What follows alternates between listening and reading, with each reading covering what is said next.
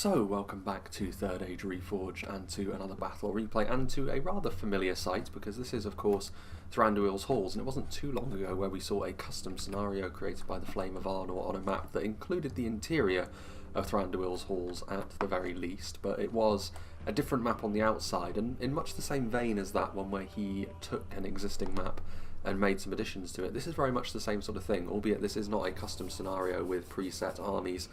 This is a standard siege which is on a slightly modified map. Now, Thranduil's Halls is one of those maps which I've covered many times in the past. There was a time where this one was the map which cropped up again and again and again, it seems. It doesn't do quite so much anymore, but it is still one which will make an appearance on a somewhat regular basis. And this time we do have a little bit of a change, because previously, as I'm sure anyone who's watched my channel for any length of time knows, this passageway across the centre of the map here into this fortification over here was the only way really to progress for the attackers, but that's not going to be the case anymore. More tree cover has also been added to the map, so that's going to make life a little bit more difficult to try and see what's going on from afar, but we'll make do. Now the attackers do have more options. They can take the long route around, they can take these smaller passageways as well across, which does make the attackers' job a little bit easier. However, it is also a 4v4, so the defenders do have a little bit more in terms of resources to play with. On an individual basis, the attacking armies will be slightly stronger, but the defenders, of course, can, if they can find the right places to dig in, they should be just fine. But it's not going to be as easy as it normally is on this map to do so. This position, after all, is pretty nasty when it comes to crossfire. The choke points are all pretty good, but with the ability to circumvent that, the map's dynamics will change fairly significantly. But other than that, as soon as we get beyond that and into the halls themselves, it's going to be very much the same sort of thing that not only we saw in Thranduil's Halls, but also that we saw a few battles ago on the Erin Lasgalen map. Now, it is going to be a good versus evil one as well, and we shall be starting off with Mordor, played by Evil Casper over here. Mordor, always a good faction to see on the attack. They have plenty of numbers, they can also add a decent amount of quality when it comes to pushing forwards as well, though Orc fodder certainly not renowned for their quality. They're going to be purely for their numbers, advancing into enemy territory as the first wave. If you can back them up though, they can still be useful, taking hits intended for stronger units and just adding that overall sense of a large, scary horde charging towards your position. Probably a little bit better at really reinforcing that though is going to be the Morannon units, the Morannon infantry. There's certainly nothing too special about them in terms of their stats. They will be outclassed by similar units of the same type from other factions, sword and shield infantry, regular units and such, but their numbers really do help them. They're relatively low cost as well, and they may not be too special, but they're also, you know, not really terrible as units go either. And certainly in comparison to the entry-level Angmar units, line infantry units, and certainly the Misty Mountains ones, Mordor do claim a little bit of an edge there. We also have Morannon archers. Another very useful tool in an attacking arsenal is the ability to skirmish with the enemy, and especially with the retooling of this map a little bit to be able to not simply move into the killing field in the middle. Attacking archers may be a little bit more effective. We've seen several times, especially over the past few months, attacking archers be really the key to many an attacking victory.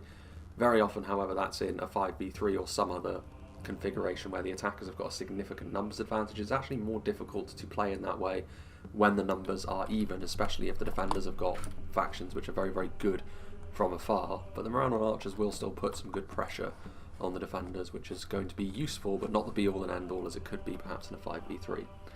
Blackguard of Barad-dûr, timing is going to be very, very key in a 4v4 with this kind of unit. They can't just be used clumsily and somehow still manage to pull a good performance out of the bag.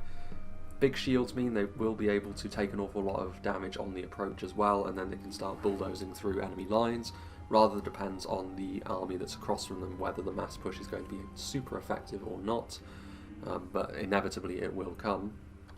But I imagine that the defenders will do everything in their power to try and send the Blackguard of Barad-dûr routing for the hills, which can be done more easily perhaps than you would expect if you overextend them. And that is really the primary way in which we see Blackguard fall, and indeed against high quality as well, they can be killed off pretty quickly. Great Shield Infantry, it's not their stats which make them effective, it is their mass, and their ability to withstand punishment, I suppose, from afar. Temple Executioners are a very strong unit of heavy swordsmen, one of the best examples of this unit type in the game. Even without the armor upgrade, as you see here, they are a very, very effective unit, and obviously one of the examples of the really high quality that Mordor can field at the high end. A no-brainer as well, as I've said several times, low-tier javelins. The Orc javelins are probably the best example of this kind of unit actually, because they also twin this with a small shield value as well to make them extra annoying to try and get rid of at long range, because not only are they not worth it in the first place, but they're going to take just that little bit more damage as a result to bring down, and you can't afford to just ignore them, because even low-tier javelins like this are going to be enough to cause some fairly substantial damage over a longer period of time. Temple Guard with their steel bows as well, the fallen Númenóreans, they don't have quite the same level in melee as the Temple Executioners as you'd expect, but those armor-piercing arrows can be really, really effective, and like I said, with the map a little bit more open as a result of these new attacking lanes that have been added, that could change things up fairly substantially. We have some Morannon halberds, already mentioned the Morannon units and the halberds, an anchor to the line, the only anchor phalanx-wise that Mordor have to field. Armor-piercing as well, which is more useful against some factions than others. They can be outranged by pikes as well, but they're still a very useful thing to have on the front line. It just bulks them up that little bit more. Minas Morgul chosen, heavy spears, offering that upper end survivability that Mordor do need, because it's not simply enough to play a large low tier horde, because they're not going to have the quality and the morale is going to be a little bit shaky. So having some really survivable units that are made of sterner stuff in the centre of your attack is going to be very useful. Another bodyguard tier unit in the Uruk Captains, more armour piercing as well. Line infantry wise, in terms of stats, they're pretty average for a bodyguard tier unit, but that armour piercing does give them a significant edge over many other units of the same class. The potential does exist for cavalry units to actually be really, really effective. It depends. This is a map where the transitional phase between the initial front line and the interior of the halls is very, very key for the attackers, and a unit like the Melkor's Chosen could allow them to really take advantage of that, the Caragor Riders. The Olag High too, in much the same way as the Blackguard of Barad-dûr, though for slightly different reasons, are going to need to be used at the right time to be really effective. Very damaging though, as any troll unit is going to be. A couple of units of Sauron's Will at the back adding yet more armor-piercing punch, and they're going to be very, very deadly with their base attack values as well. And the scary Nazgûl, if they can be embedded into some of the more numerous units, they will do very nicely for themselves indeed. Now then, moving on to the centre of this attacking force, we have another Mordor army actually under the command of JKL, so he too has gone for some Orc fodder and some Morannon infantry to help bulk out his numbers, but he's also gone for an awful lot of Orc maulers. This is a bit of a double-edged sword, especially without the armour upgrade as you see here. For their cost, they are pretty decently damaging, and especially if they're up against an armoured front line, they can punch above their weight provided they're backed up, because survivability is the main issue here. At range, obviously, archers are going to easily be able to cut them down. Their defensive stats in such ways are really not up to snuff. But also in melee, it's all well and good sending them against armoured units, and they will do some damage, but in return their own defensive stats are not going to be really good enough to keep them alive for an extended period of time unless they're supported in a thorough manner. So we'll have to wait and see. That's an awful lot of Orc maulers as well. I mean, it's all well and good, but we'll see if this is a little bit too lightweight in terms of their own ability to stay alive. A couple more units of Sauron's Will, more armour piercing from the Uruk Captains, more Temple Executioners, more Morannon halberds as well, more Blackguard of Barad-dûr, more Orc javelins, and pretty much the rest of the army is the same as what we just saw. So he's decided to go for far more Orc maulers, whereas the army over there has gone a little bit more for the units that you would expect to see in higher numbers, stuff like Morannon infantry. Melkor's Chosen here once again. We have the Olag High, and we have yet more Nazgûl and more Temple Guard. Now then, moving on, you can see in the distance the Golden Allies of Mordor in Rhûn, played by Proxima Centauri. He's got some Variag mercenaries who have deployed some stakes over here, an excellent skirmishing archer. We already mentioned with the Morannon infantry the benefits of such a unit. The Variag mercenaries are going to be a little bit better at this sort of thing though, hence, well, because of their shield. They're also going to be a little better at defending themselves in melee. These are all incremental gains, but the sort of things which can make life extra annoying for the defenders. That is, of course, the traditional pathway towards the halls. We shall see if they decide to take it. The slightly more aggressive mainline runic archer are the Nahrim. They, of course, have got their flaming arrows. They can do more damage. We'll see. It kind of depends on what level of skirmishing presence the defenders have, whether or not more Variag mercenaries would have been the right call. But later on, perhaps the Nahrim can be a difference maker. Lots of armour piercing in the runic force, as you would imagine. Plenty of these flag rim, mace and axemen, which, you know, the armour piercing is going to be useful. I know that there are armoured factions on the defence, and Rhûn, as ever, are going to be one of the better forces for dealing with them. We have the Scion Rim, very similar to the Minas Morgul Chosen. We've already seen a upper end unit of spears. I do think they are superior to the Minas Morgul Chosen, not by too much though. And in terms of their ability to deal damage, both units are going to be very, very similar. The Spear Malice is going to hurt both of them, but survivability is their main attribute. Very, very dangerous Dragon's Wrath crossbows, one of the main things the defenders will be looking to try and bring down if they are able. Very, very scary. And then also, even the standard strong crossbowmen represent a real danger here. So Rhûn, of the factions we've seen so far, certainly pose the biggest ranged threat if they are able to establish themselves in a good enough position. If the defenders can keep them at arm's length, then the Dragon's Wrath crossbowmen are not numerous enough to survive, and the strong crossbowmen are simply too squishy to survive. So we'll see if they are able to accomplish that. And the General's Bodyguard is the Carmel's Chosen. Stats-wise, a little bit better than the Uruk captains we've already seen, but they do lack the armour piercing, so they trade in, ironically enough for Rhûn, their armour piercing for a little bit more survivability. Now then, the final attacking force, we have an Angmarim army under the command of Tommy the Wise. He's got some Gundabad Guard on the front line again, one of these more upper end spear units that are more survivable and more defensive in nature. Angmar, they are a very aggressive faction, but they accomplish this by having a lot of tough units that are able to withstand a lot of damage as they be very, very aggressive. The Gundabad Guard, one example of this, though it must be said, in comparison to the two units of upper end spears we've already seen, this is the least of them, but they are also slightly cheaper than the two units from Rhûn and Mordor we've already mentioned. In much the same vein, we have these Trolls, the Trolls of Gundabad, which are slightly weaker than the Olag High, but again, it doesn't really make too much of a difference when it comes to Trolls, really. The armoured Trolls are all going to perform relatively similar to one another, and then there's a little bit of a gap to the Snow Trolls, and then further back are the others. We've got the Guardians of Khan Doom over here, another very good frontline unit, big shield value on them, very nice armour, not a huge amount of damage. That's one thing that they do lack in comparison to similar units like the Uruk-hai infantry, but again, that Angmar are all about that big aggression, which is compounded by the fact that they're tougher to kill than many other factions. Scourge Raiders as well, they are one of the few examples really of the Angmarim forces having some really good damage dealing capabilities. Throwing axes, very, very dangerous. We'll see what the defenders have got in store to try and counteract those. Already mentioned this unit in passing, the Angmar Marauders, not as strong as the equivalent Morannon infantry from Mordor. They are a little bit cheaper, and it does allow Angmar to fill out their otherwise mostly mid to upper tier armies, as we often see them, with a little bit more in terms of numbers, but don't expect miracles from them. We also have plenty of Witch Realm pikemen, offering a really nice anchor to the front line, very similar again. The closest thing to compare them to would be Isengard's Uruk-hai pikemen, and in this case the comparison is very, very close. Witch Realm Blackguard are back here, and another line infantry unit as well, of slightly higher quality than the Carmel's Chosen as well, but very much the same sort of thing. Now then, the defenders. I don't know how much of this army we're going to be seeing, but Mirkwood playing on home turf, commanded by Adin Men. Sindar of the Girdle, a good opportunity perhaps to charge into and do some damage to Angmar. If they do have the witches, and if I just miss them, or if they're hidden in the tree line, Sindar of the Girdle would do very well to try and assassinate those, but Mirkwood will also have plenty of opportunity to use their own archers to good effect here, and I do think Adin Men is going to be pulling back to a slightly more defensive position rather than staying here, given that he has deployed his army in a big blob. Elvenking's Palace Guard at the centre of their efforts. Obviously we've seen them be exceptional in the past. Elders of the Elven King also. Silverthorn arrows, very, very effective in melee also.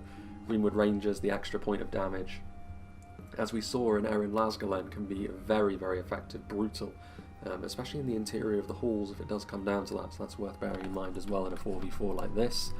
Woodland Realm Axemen are in there, and Hiriek, and all of the heavier units from Mirkwood, which are then backed up by the Amenduir, which are able to punch above their weight in terms of their melee abilities, but their armour values are maybe a little bit of a concern. Maybe less so against Angmar, because they're not going to be contesting the range game really at all. One of the few examples of a faction that even on the attack won't really do so. But yeah, we'll see. Then in the middle, we have a Dwarven human alliance, and a classic one it is too with Dale. But first, Erebor, commanded by Sam Luce. So Ironfoot crossbows, we mentioned how dangerous the runic crossbows can be on the attack. Certainly for the defenders they're going to be very, very important as well, especially considering it's a 4v4 and the attackers have to move into the defenders' field of view. Very, very scary for them. Mercenary Guildsmen are an interesting inclusion. They are cheaper than many of the other Dwarven units. They do add armour piercing, but unlike the stout-hearted dwarves, the mercenaries that fight for gold, as we see very often, their low morale does come into play. The armour piercing, however, will be useful against all of the attackers to one extent or another.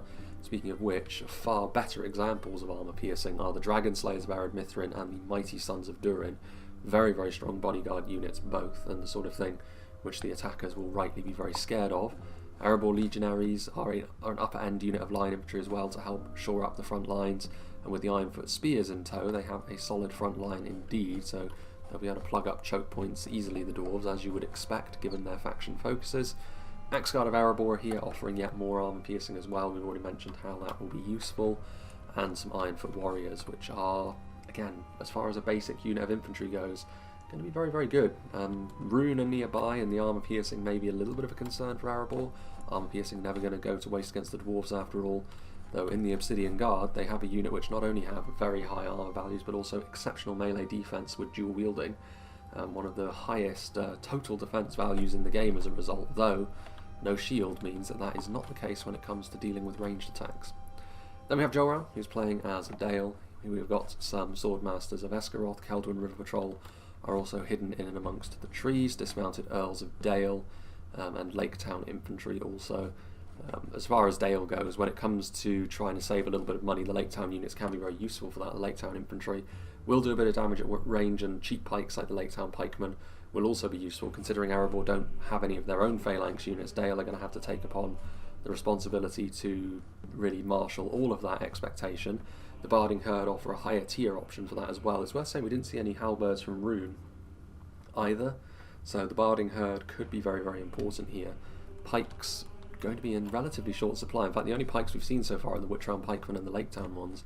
I don't know who Winged Swordsman is playing as, but pikes may be in relatively short supply here. Bardian Marksman means that long-range skirmishing going to be handled by Dale, and then as soon as the enemy armies get close enough, then the Erebor crossbows can take over. Though they're not in huge numbers, so I don't know. Melee-wise they have gained, but at range they have lost, and very often defenders are reliant on their ranged units. And Dalian Paladins as well with that armour piercing.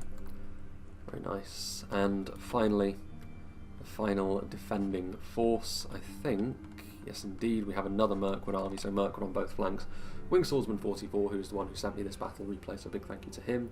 Blades of Emondwyr on the front line, so the defenders having to save money in places, of course, especially when it comes to very high quality armies like Mirkwood and Erebor. So the Blades of Emondwyr getting ready to engage with a Mordor assault, which basic Mordor units are not going to do too well, especially against the Blades of Emondwyr, but even the spears will do fine as well. Trying to spread his force out enough to cover this choke point without, again, it's a large amount of ground to cover. Woodland Protectors, Javelins will be useful against much of what Mordor have to offer. We do have some Huntsmen of Amon Lank, which is a bold call. Like I say, I don't like single HP cavalry in the game, and Mirkwood's single HP cavalry is some of the worst defenders because they're very expensive and very fragile. Stats wise they should be pretty good, but again, their abilities in this kind of fight, and even though they are spear cavalry, if they try to take the Melkor's Chosen on, they're going to get absolutely dumpstered, so I wouldn't really recommend it, but we'll see. More Woodland Protectors, more Blades of Emondwyr, Sindar of the Girdler over here, they will fare better perhaps against the Melkor's Chosen if they get a favourable engagement. I still wouldn't recommend charging headlong into them though. That way madness lies. Woodland Realm Patrol and Elders of the Elven King ready to offer their support to what is largely an Emondwyr army, so it's more of a numbers focused Mirkwood force this. There may be some other units that are lurking around back here that we are simply not seeing, but it's kind of unorthodox. Greenwood Watchers as well. This is not the sort of focus that many Mirkwood players would go for, but maybe it will work out because the numbers discrepancy between themselves and Mordor, considering all the bodyguard units Mordor have rather predictably brought, it's going to be a little bit less clear who's going to dominate the numbers game, but regardless, I don't think we'll have to wait too long for the battle to get underway, so without further ado, let's get this show on the road, shall we? This side of the battlefield over here, where our host resides, may actually be the most fertile grounds for the attackers here, so I'll be interested to see how Evil Caspar decides to go about things. He could even send a detachment to go around over here as well, and it's a lot of ground for a faction like Mirkwood to cover. Especially, I mean, even though they have gone a little bit more numbers heavy than they would usually, you can still see the large gaps that exist between the Emondwyr units, and this may be a little bit lightweight in order to try and hold back the tide over here, but also perhaps, well, yeah, there is also the direct route that they could usually take to, with JKL's force going to be marching directly upon the Mirkwood positions. Erebor going to have to be the ones to deal with the situation there, and the Dragon's Breath cannon starting to fire across the river. So we are underway. There is no grace period, which makes a lot of sense. There's no need for a grace period. Difficult shot though, even for something with a more accurate volley. And although there is elements of this map which are new, conquering this area is not going to be too much of a problem, but they do need to think carefully about what they're going to do here, the defenders, because if they allow the attackers to have all of this positioning here, they will have the terrain advantage, and they will be able to push into this very dangerous area for the defenders, as we've seen several times before, the bit just in front of Thranduil's halls itself. That tends to be where the attackers can really turn the screw a little bit. 4v4 muddies the waters a little bit for the attackers once more, but we'll see how it goes. The advanced scouting parties as well, the orc fodder, moving forwards, the possibility of hidden units, especially from Mirkwood of course, very much a thing. Not so much from the dwarves. I think the dwarves can hide in the trees, but you're less likely to see a huge hidden contingent from Sam Luce's army. So far it is just this unit of orc fodder which is moving forward. The rest of JKL's army still lined up, organised by unit rather than in a formation of any sort. If he sends them in immediately, I mean, to be fair, Erebor may as well counter-attack into these orc fodder. This is something which I've always denounced really as a bit of a cardinal sin for the attackers to commit. Sending forward a unit like this, I mean, they're not individually all that useful to you, orc fodder of course, but you're going to achieve absolutely nothing by sending them in to this situation. You may as well have not brought them at all, is basically the situation when you send them alone against units which are obviously going to be able to easily defeat them. Sending them forward as part of a large general assault really does help, because the numbers can really be a problem. But they're already wavering, and I mean, they should return even if they were to rout, but they are going to stabilise themselves as they peel themselves off the Ironfoot warrior front line. That was nice and easy. They're going to continue to chase as well, and they may as well, because there's no support anywhere nearby. Only orc javelins moving forward as well, so this is already going to, this battle already starting to show some of my pet hates, where this sort of thing from the attackers is not going to end particularly well. The orc javelins don't even have really anything in the way of protection. I mean, Melkor's Chosen are coming forward now, but well, I mean, the Melkor's Chosen could be used fairly effectively. Erebor don't have any anti-cavalry directly on the front line. I think a unit of Ironfoot spears would have been slightly the better call. Meanwhile, Gundabad Guard, Angmar in general, moving forwards, and this very heavily wooded little valley. It's supposed to be a waterfall, of course, but it looks like just a wall of water more than anything else there. Adding men already in position. I mean, got the terrain advantage, but there is a second way up that he's going to have to be at least mindful of behind the terrain a little bit as well, to try and protect him from any hits from the Dragon's Breath.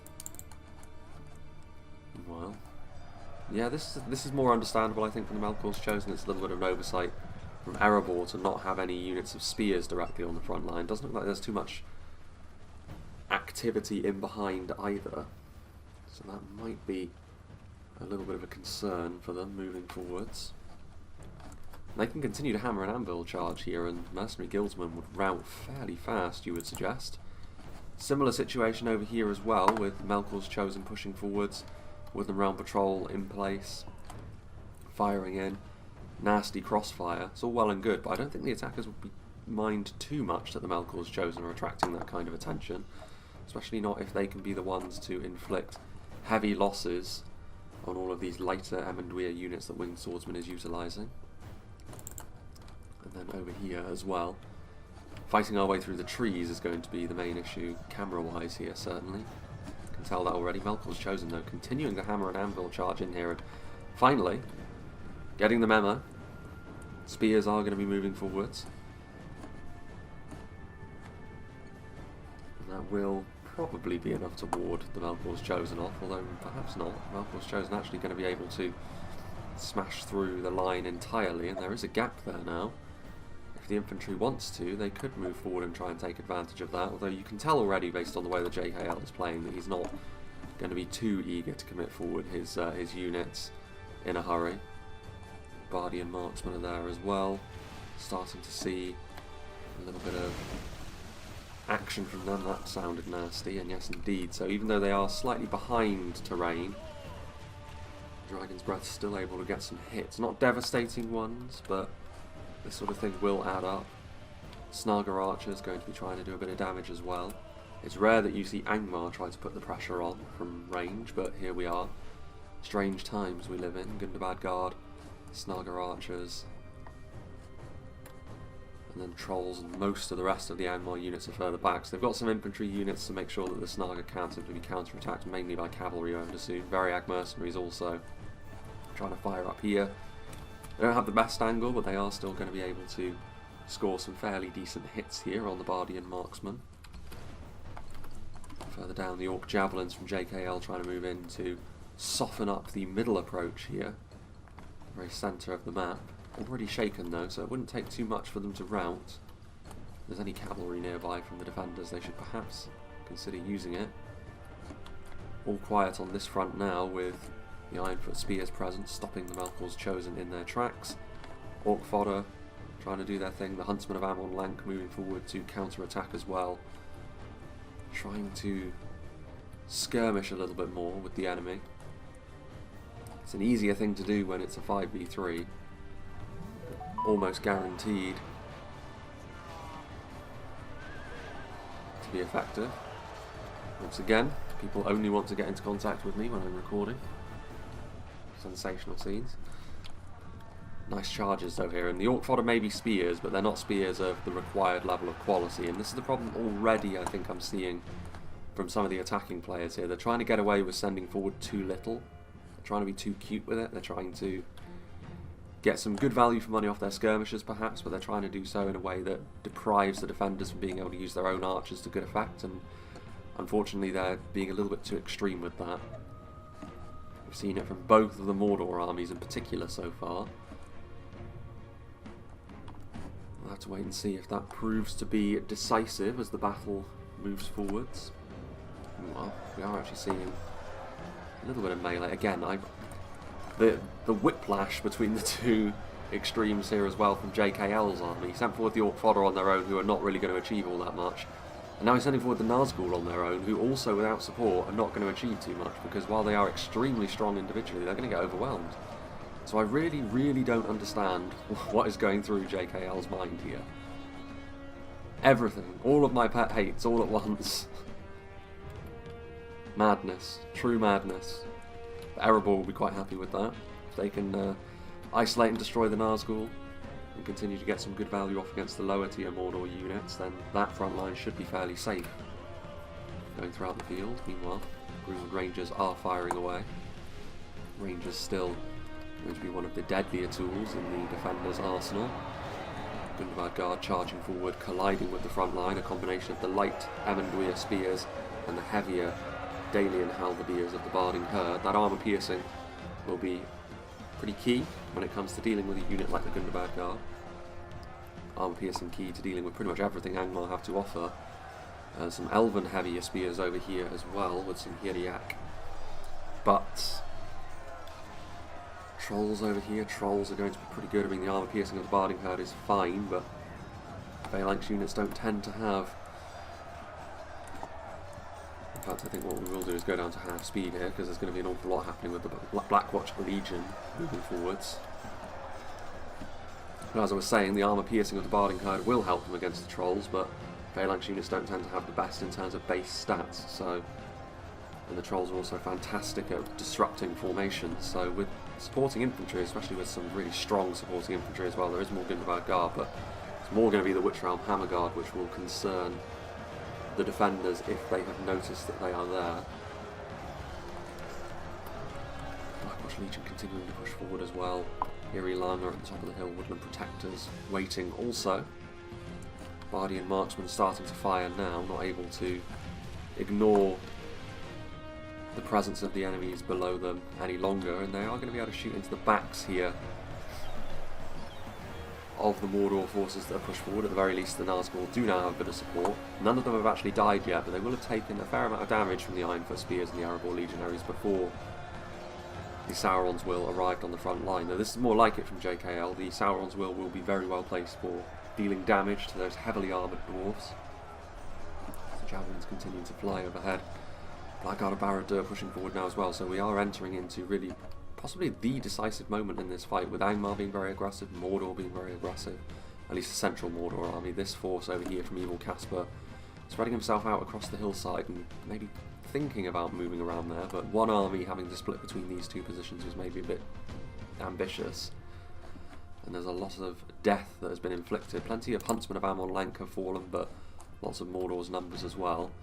Mirkwood waiting within the trees. Not a particularly inviting sight, you would have to say, and Rhûn pushing up here to try and offer some peripheral support to Angmar's push, which is the right thing to do, I think, from Proxima Centauri. Scion Rim taking on the Earls of Dale. And I do think that the Earls will have the edge here, being line infantry units, but the Scion Rim aren't going anywhere anytime soon, and it just makes, just will siphon a few resources off from trying to stop Angmar's push.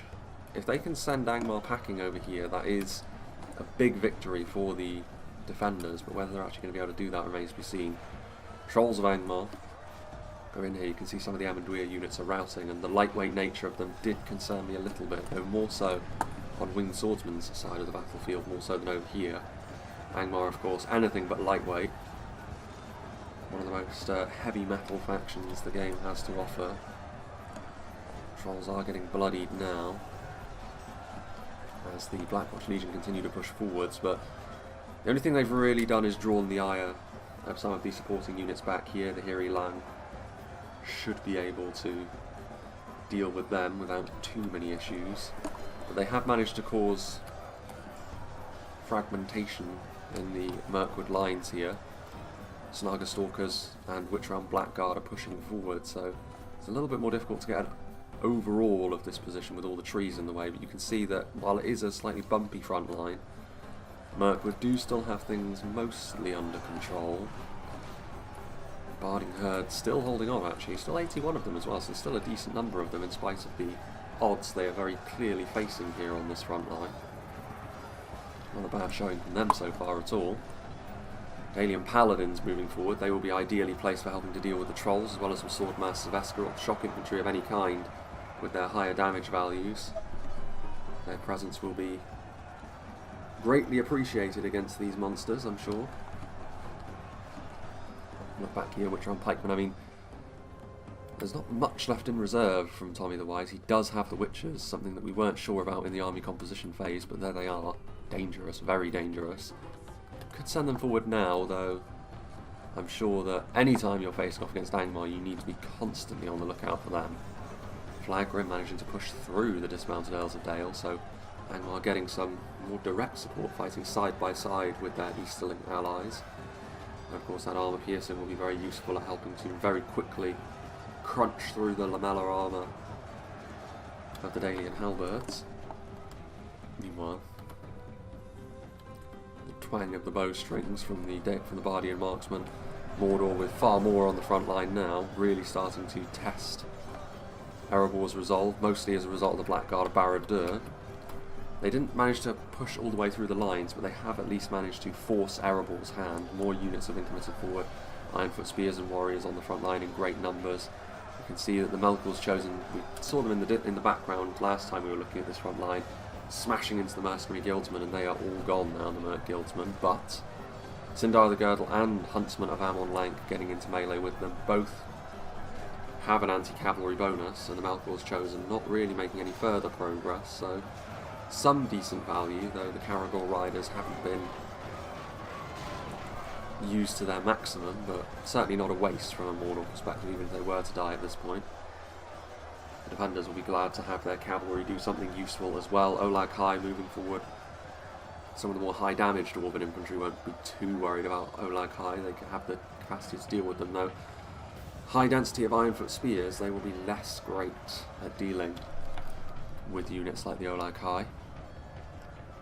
Victory is a distinct possibility for the Ironfoot spears, though shaken they are now with the Trolls' arrival, the Orc Maulers. We already mentioned the density of Orc Maulers in this army, and actually given the position that they're in, I think actually the Orc Maulers may very well end up being a very good addition indeed, given there's not a huge amount of range pressure they're under, and that low tier, cheap but plentiful armour piercing, exactly the sort of thing which will help support their higher tier units in trying to deal with an Erebor frontline. Winged Swordsmen, Sindar the Girdle, however, charging into them, the Orc Maulers' morale will be called into question here, no doubt.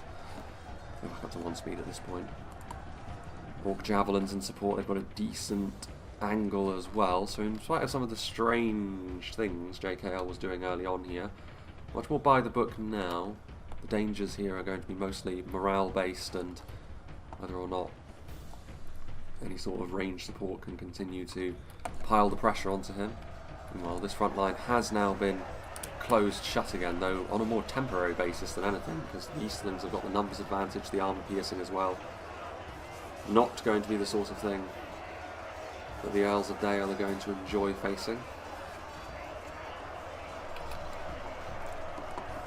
House of Ammunition, Bardian Marchmen now moving in. This is an intended feature of them. They are supposed to be able to contribute in melee, though again, they are going to be outgunned in melee, so holding the line only is what they're going to be doing, and they're going to stand in the way of the gap that the previous unit of Easterlings exploited, now fighting on the same trajectory as Angmar, having to deal with another unit of dismounted Earls that Dale have sent forwards. Dalian Paladins also on the front line with large amounts of armour piercing. Dragon's Breath once again firing across the way. I think actually they only hit Dalian units, which is a bit of good fortune, purely because they do have a decent chance of hitting their own man, given the nature and positioning of that particular attack. Swordmaster of Esgaroth still doing their best. They are still fighting a losing battle over here, you'd have to say, Dale. Here in the middle, there's no danger of an attack coming through the middle so far. They've got Lake Town Pikemen and Barding Herd guarding this choke point because there are still units in reserve which could exploit that, but that was why we saw the Lake Town Pikemen heading over to support the other position. Axguard of Erebor now on the front line. The second unit of Blackguard of Barad-dûr trying yet another mass push, but more Axguard of Erebor, Obsidian Guard as well. So yeah, you can see the numbers of the Blackguard tumbling as they try to push their way through. Black projectiles, which can only mean the Temple Guard are nearby. Yes, they are. Trying to fire in. Erebor have been subject to quite a lot of things that are strong against them, but you'd have to say that Dwarven resilience is showing itself again. Sindar the Girdle's support has been also very, very good, and yeah, the Blackguard do end up routing as a result of the cavalry charge and being under pressure from high-end Dwarven units. Moran infantry that were trying to follow them in will now have to engage in a more straight-up ground war against the Dwarves, which is probably not the sort of thing that they were hoping for. There's a few Temple Executioners that remain. I don't know whether the Nazgûl will still be alive. Probably not, actually, given the presence of the Dwarves has been ramping up slowly as this battle has been going on, and the Nazgûl were, of course, in here in the earlier phases. Some Moran halberds moving forward, which, if they can get situated, they will at least help maintain Mordor's position. Blades of Amenduia being hit, so far we're not really seeing an all-out attack from Mordor over here. They've got the Blackguard ready to move forwards perhaps, but still trying to go after incremental gains, Woodland Realm Patrol revealing themselves. I do think that Mordor at this point, given the fact that their army is moving further forwards and is basically in range, you can see that I think it is the Rhûn on halberds that those Woodland Realm Patrol are going after. You may as well engage in a more general assault rather than trying to take the slow route, as has been the case so far. I don't think there's too much more to be gained by simply sitting here. Ardenheim Shadowbow still scurrying around. I mean, enough in reserve to the point where this Mordor army is still a very genuine threat. But I think the weakness of this Mirkwood position was always going to be the gaps that were between the Avenduir units, which would have been easier to exploit with a very, very aggressive push, with everything all at once. But I think that time may have passed. I don't think Mordor, while they do have a strong enough army to be a concern, they don't have their full strength anymore. They are going to flank around as well, so it's going to be interesting, but I think Winged Swordsman is in a fairly decent position to continue. Meanwhile, some more Easterling units still holding on to this hillside over here, though Woodland Protectors being called into action. It's been fairly consistently, the melee fight has been slowly heading the way of the attackers, though the range support coming in is going to be the thing which will have really helped, and you can see now closer to the archer support, especially where the bodyguard units are, the Palace Guard, the Dalian Paladins. Angmar looking like they may be running out of steam here. The gradient of aggression, with Angmar being extremely aggressive over on this side of the battlefield, Mordor on the other side, we've already mentioned them taking their time a little bit more, and then the Mordor force in the middle, sort of a happy medium, though with some peculiar choices as we've already mentioned. The Lake Town Pikemen at this stage as well, when the support is a little less apparent for the attackers.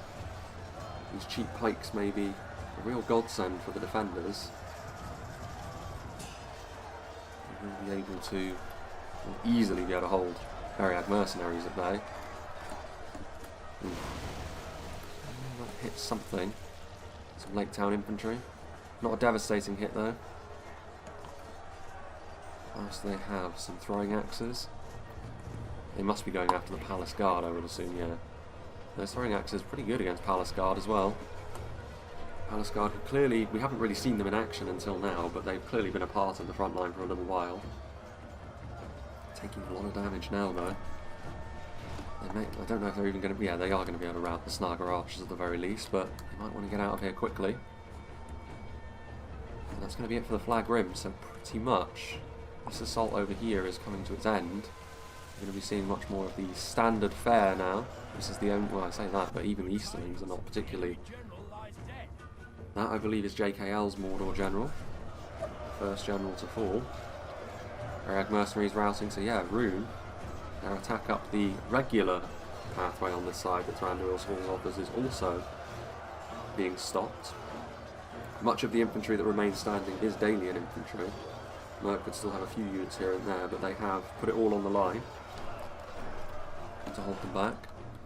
Elders of the Elvenking still alive as well, the sort of unit which can be very effective in the late game. You can see here the Mordor starting to fall apart, the loss of their general, the lack of numbers that they still have available to them. They've just got orc fodder left, really. And this is bad news for the attackers. Things are looking pretty grim for them. We're not even into the final 10,000 frames yet. The balance of power is still relatively even as well, so as much as things look pretty grim for them, they do still have units in reserve. Proxima Centauri still has crossbows and some elite infantry units. Erebor going to get back into position as Mordor try to flee. But reorganisation is needed. I think it's going to have to be Rhûn, and more emphasis than ever is now going to be placed on this front line over here. What can evil Casper's Mordor army do? Can he start to reverse the momentum in this fight? Can he be the match winner for his team? It's the Black Guard pushing forwards with some Sauron's Will, being used as a more traditional infantry unit here without really mass pushing, which of course their melee stats are not fantastic, and they are also surrounded as it stands, but I don't know how, I mean, mass pushing doesn't really have too much of a utility here, because there are so many gaps in between the Mirkwood positions by design that there's not really a standard set front line that you can try and smash to pieces. Blades of Evenduir.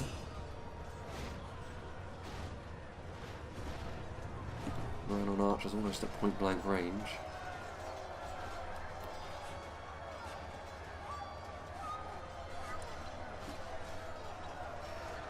The Wooden Realm Patrol, who unsurprisingly perhaps have used up all their ammunition at this point, though from the looks of what we've been seeing, the ammunition was used in an efficient manner. Another general falls. There's more chosen on their way across as well. I mean, this assault over here technically still ongoing by the looks of things, but yeah, I mean, the Dragon's Wrath Guildsmen trying to move forward.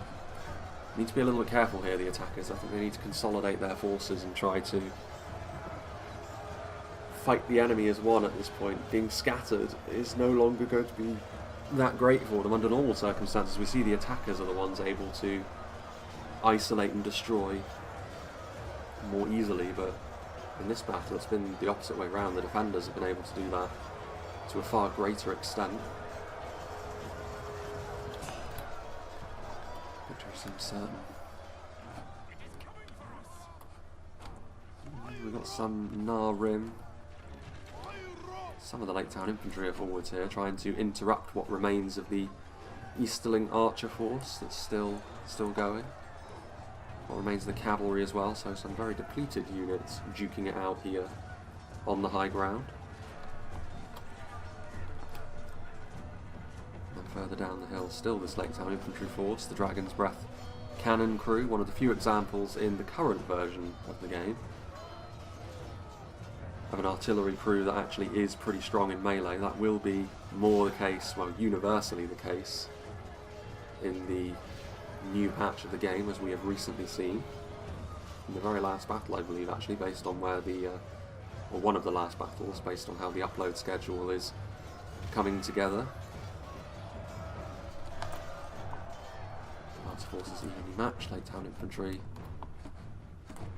Probably end up losing that fight in the long run, but support is going to be plentiful, I'm sure. Some Orc Javelins from JK are more of a desperation play than anything else. Dale easily able to destroy that. So we do now enter the final 10k frame, so the initial attacks over here have been dealt with. Rhûn still have a presence over on the other side of the field with plenty of crossbows and also bodyguard tier units. The Witchers are there also. The Witchers are the sort of thing which very much can turn a battle on its head, of course, but they've got a lot to do, a lot of work to do, the Witchers, I think. And surely the attackers are still somewhat dependent on Evil Caspar over here, making some inroads against Winged Swordsman's Mirkwood position. But the Nazgul moving forward. Once again, we're seeing the Nazgul isolated. It's actually quite rare these days that we see the Nazgul isolated like this. If the defenders see that, then it's the sort of thing they can really take advantage of. And cavalry charges from the Huntsman of Amon Lank is one way in which they can do that.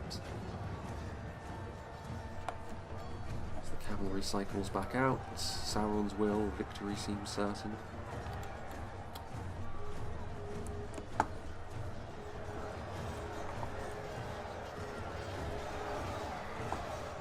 Spears of Evenduir alone over here now. Starting to get overwhelmed actually by Mordor in a few areas. Maybe it would be best if Winged Swordsmen simply move back to the position of Erebor as well, and then they can face, by far and away, the most substantial force left on the battlefield as one. Elders of the Elvenking are there. Partially, at least, there's been a bit of a counter-attack from the Elves, though Woodland Protectors won't do so well against Uruk Captains. Quality discrepancy there is going to be too much for them to deal with. Ardenheim Shadow Bows, those must be clear projectiles. Yeah, the Rangers. The slightly more fragmented nature of the Elven front line is going to make the Rangers a little bit more difficult to use from Mordor, but any sort of support, I'm sure the Orcs on the front line will be grateful for. The announcer rates the defenders' chances very highly, as do I. It's not a done deal yet, but I'd be very surprised if the defenders threw it away from here. Victory seems certain for the Spears of Evenduir, considering the kind of units they're going up against, like Temple Guard and the like. back up those Elders of the Elven King. Mordor Chosen starting to push forward, and a little bit more of an isolated pocket this.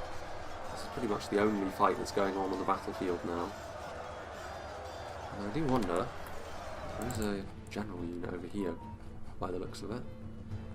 Temple Guard, trying to fire in, but I don't know what the plan ultimately is going to be over here. Proxima Centauri, they do have the Carmel's Chosen marshalling this front line, the Eastron crossbows as well. I mean, are they hoping that the roles will be reversed now? Lake Town Infantry are pursuing something. There are units apparently still on this side of the river from the attackers, though yeah, it's a Dragon's Breath crewman. And he's going to be trying to get out of there. The other one must be that unit of Nar Rim. The tree cover making life significantly more difficult, but yeah. Are they hoping that the defenders will march forwards into their jaws? Withering crossbow bolt storm accompanied by the odd volley or two from the Witchers. Will that be enough? I mean, it's their only hope. I mean, the defenders, technically speaking, shouldn't really have to indulge the attackers in such a way. It's up to the attackers really to be the ones to move forward always in a siege, but maybe if the defenders are feeling sporting, given the advantage that they find themselves enjoying. Temple Executioners doing well enough on the front line. The slightly more lightweight and basic nature of this Mirkwood force may end up coming back to bite them against this Mordor attack. Can they achieve one frontline victory in this fight, the attackers? Well, I mean, there's a little bit of support coming in from Erebor now as well. Some out-of-ammo crossbows and some Axe Guard. Yeah, Obsidian Guard. So with this kind of support, I think maybe that's not going to be the case. All of the lightweight weaknesses that Mirkwood may have had are definitely going to be remedied by the support of Erebor. Execution's still doing their thing. Close range hits from the Ardenheim Shadow Bows though, that'll be a problem. But yeah, Spears of Emondwyr and more importantly, the Elders of the Elven King are now free to support some of the areas of the front line which are struggling a little bit more. And this Mordor Chosen, we gave them a mention in the composition phase for how they are one of the bulwarks of the Mordor front line, but as decent as their defensive values are, not going to be enough to allow them to enjoy any kind of victory really against Elders of the Elven King, though they did sort of charge past and through the Elders, going after instead this unit of Spears of Emondwyr, which were trying to interrupt and I guess succeeding in interrupting the Ardenheim Shadowbows with the cavalry as well. This Mordor Chosen stabilised, as do the Spears of Emondwyr. It looked like both sides were going to rouse, and then both sides realised actually everything is fine. Victory is almost a certainty. Obsidian Guard and Dragon Slayer still in decent health.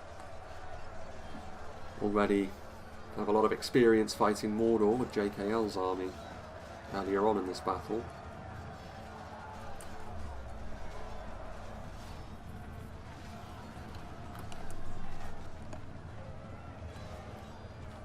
And a little bit of a duel between a Temple Executioner and a Elder of the Elven King.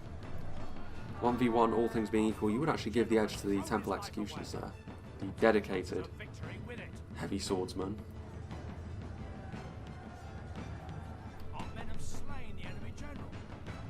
General flattened.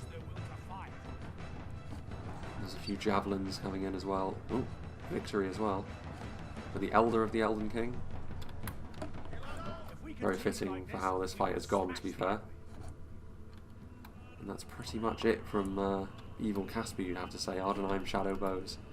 Much like JKL earlier, he's able to get a few of his ranged units to back up a little bit, but as soon as Erebor arrived, it was never going to be in doubt. There was never going to be a consolation victory over on this side for Mordor. Too much support coming in. Interestingly enough, I think if the roles had maybe been reversed, if the hyper-aggression had been had over here, from Mordor could have taken advantage of the Mirkwood gaps, and maybe a little bit more of a conservative approach on the other side may have suited Rhûn and Angmar. They had some pretty decent terrain themselves they could use to trade back and forth. Wouldn't have been a winning skirmish fight, but it would have been the sort of thing which allowed them to hold on to their manpower for longer. But I can't really blame Tommy for being very aggressive with Angmar. I mean, it's how the faction is set up. Maybe some earlier committal of the Witches under the tree cover was the ideal solution. With all the trees around, it's entirely possible the defenders would have missed where they were. And it's always a risk, ultimately. You're never going to have the guarantee, if you're using the Witches, that they're going to go undetected. And on this occasion, they were simply never committed in time to do that devastating damage that we know they're capable of. Perhaps it's for the best. People always tend to not like it when the Witches are a really decisive part of any battle. Spears of Anduin are actually winning this fight against the Ardnheim Shadowbows, which surprises me slightly. Shadowbows are defensively pretty strong for Rangers. The Spears do have that spear malice that they have to deal with.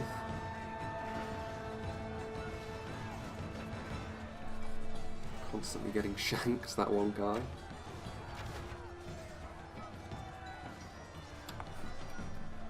Elsewhere, further afield, we have one Zindar of the Girdle that remains. What have we here? Lake Town Infantry and Pikemen, perhaps trying to bait what remains of the, I guess, technically defenders now, Rhûn occupying this position on the hill. Proxima Centauri, really the only attacker that has anything of any note left. I mean, of course, the main issue is going to be they may go across this choke point, but there's going to be more units heading around here. Lake Town Pikemen filling that particular role. Standard Eastron Crossbowmen doing the business for the time being. It will allow Rhûn to pad their kill counts somewhat, but surely at this point it's just an elongated finale that we're seeing more than anything else, I would guess. Forward comes some Barding Herd. I mean, yeah, overwhelming force would be enough to simply push the Carmel's Chosen out of the way. It's rare that we see the defenders engage in a mass push, but they could do it here without too much of a reprisal.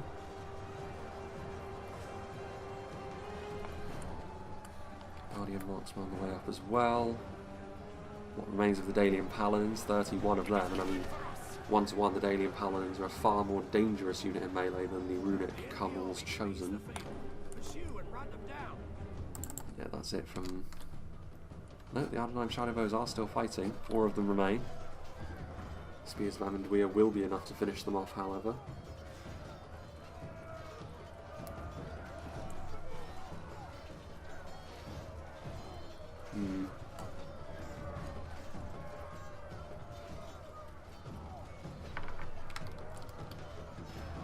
Still fighting on. That high melee defense there. There they go. Evil Casper now gone. What have we got here? Sword Master Escort, look at this. The one temple guard that remains being chased by a bunch of angry Northmen with their Zweihanders. And now, we also have the Dwarves starting to push in from the sides as well. Dragon's Breath crew, the Dragon's Wrath Crossmen actually not tempted into using any of their bolts against the Lake Town Pikemen. Perhaps rightly so, but it does mean that the Lake Town Pikemen will be able to get to them in melee and buy enough time for the Dwarven bodyguard tier units to arrive, and that will mean that ultimately I don't think we will be seeing at least one of the 2 extremely dangerous ranged units that the attackers still have in their highly depleted army used to their fullest.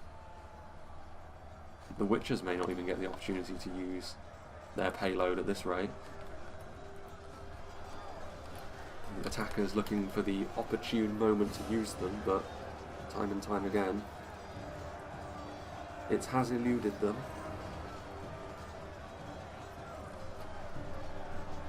Guardian Marksmen trudging their way up the hill as well. These strong crossbows continuing to fire away. They would have accrued a decent little kill count for themselves for Rhûn, but this kind of punch is the sort of thing which maybe would have been useful earlier on. Yes, there we go, the Witchers do finally singe the uphill assault from Dale. But shortly thereafter the Easterling general does fall. As I was saying, like, that punch may have been useful, much in the same way as we mentioned the witches hidden by the tree cover, the crossbows as well. Could have been the sort of thing that would have been extremely useful, which is doing a lot of damage there again. In terms of percentages, that will certainly help their case. 10% exactly, which I think that's about right. I think the defenders have been winning this battle. It's been... the margins have been fairly close. I think ultimately the decisive engagement was the Angmar and runic push. When that didn't work, you always worried a little bit, because I don't think Mordor were really making the sort of gains that would have been necessary for them to turn the battle around, especially not when it was only evil Caspar that had a decent force left available to him. It simply wasn't the sort of situation that was great. The Dwarven general does fall. I'm getting a decent amount of kills here. The witches doing their thing. Lake Town infantry pushing forwards. One of the rare situations where the Lake Town infantry as light infantry will actually have the upper hand on the unit they're facing, engaging the strong crossbowmen as they are in melee. The witches, I think they're out of ammunition now. That may be enough actually to cause the Lake Town units to rout, however. Do they have anything else? Not really. I mean, all of the other units are still moving across, so what remains of Mirkwood are going to be following in the flanking force from Erebor, Dale being the ones that had to go through the narrowest of the gaps and basically take most of the damage on the chin, but they had far more left than Mirkwood following the repulsion of Angmar. Some wooden protectors and some Amenduir units trying to at least partially interrupt here the crossbows.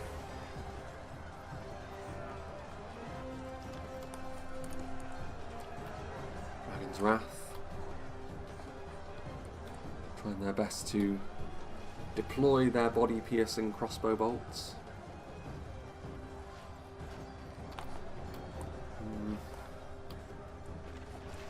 They are getting a decent amount of kills here, so I mean, it has been a fairly punishing thing, a decent little last stand here from the attackers. But ultimately the percentage remains the same, because as much as they're doing damage in melee, or as much as they're doing damage at range, the melee fight is consistently going against them. Unsurprisingly as well, Dragon Slayers moving forwards. Elders of the ELVENKING still standing as well after their heroics against Mordor on the flank. Lake Town infantry defeat still seems certain for them, having to deal with the witches as they are. As I mentioned, light infantry like this, the Corsair infantry over in Umbar are the same as well. Very rarely do we see them perform to the kind of standard where you can say that as a dedicated infantry unit they work as such. Then again, Reforged definitely has that, it favours that mid to upper tier force of units, I think.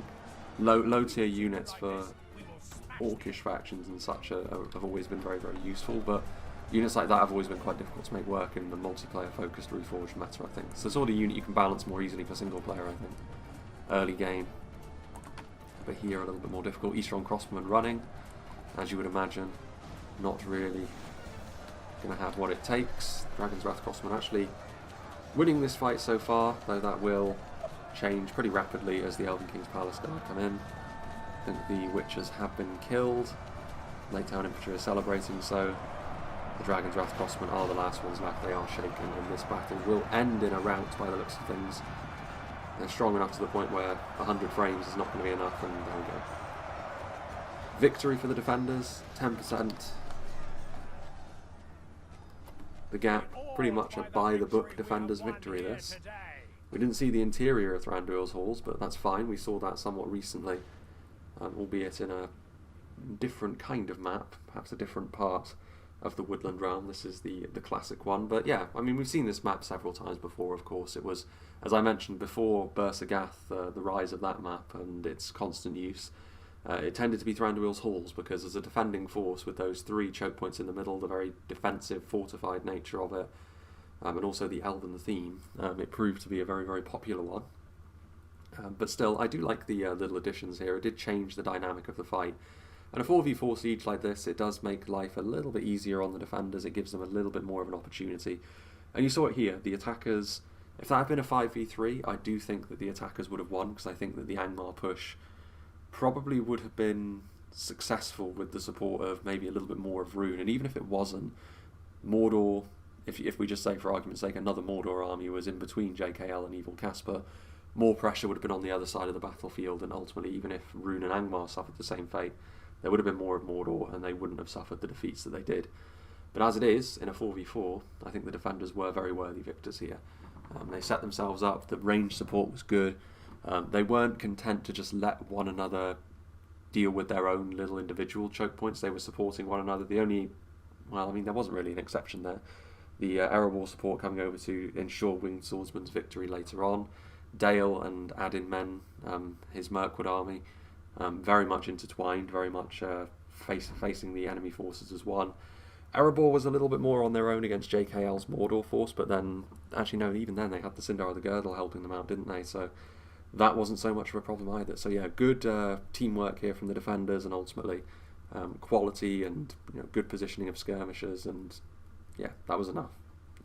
Attackers, I don't necessarily think the differing approaches that they had was the reason for their loss. I think, the aggression was fine on one side. Evil Caspar maybe could have been a little bit more aggressive to take advantage of those gaps by the time he was pushing forward.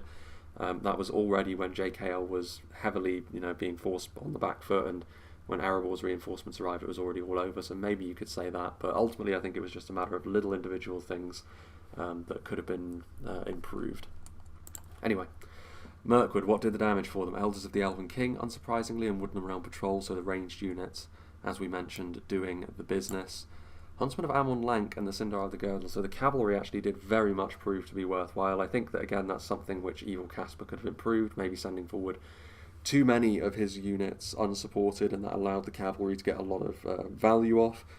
More understandable in JKL's position, because the side of his line was exposed and the Sindar simply exploited it. As for Adin Men's army, I'd imagine, Sindar of the Girdle once again, so the cavalry proved to be a very useful bring. The Palace Guard were very strong, so more actually the line holding units over here, which makes sense given the kind of engagement it was. But the Greenwood Rangers, very poor, so this is a situation where the defenders actually did not use Rangers as a crutch. They had to use guile and good line building and that sort of thing. And it ended up working out for them. So yeah, big thank you to Winged Swordsman 44 for sending this battle in to me, and big thank you to all the players as well for being a part of it. I don't know who made the changes to this map, but big thank you to whoever did it, because while it is a map we have seen before, it's nice to see a slightly different version of it. As for what's going to be coming up soon, I still have that Moria siege that 2 times sent me. I've got another custom scenario coming up from the Flame of Arnor now as well, so that's going to be something else which we will see in the very near future. I do intend to do the Sword Cavalry Knockout tourney at some point within the next couple of weeks as well, so hopefully we will be seeing that, and anything from the new patch, of course, which is starting to pick up in terms of testing as we speak, so it may very well be sprinkled in throughout the schedule as we move forward into the coming weeks as well. So yeah, big thanks to all the players once again. I hope you enjoyed this, and I hope you'll join me for whatever is next.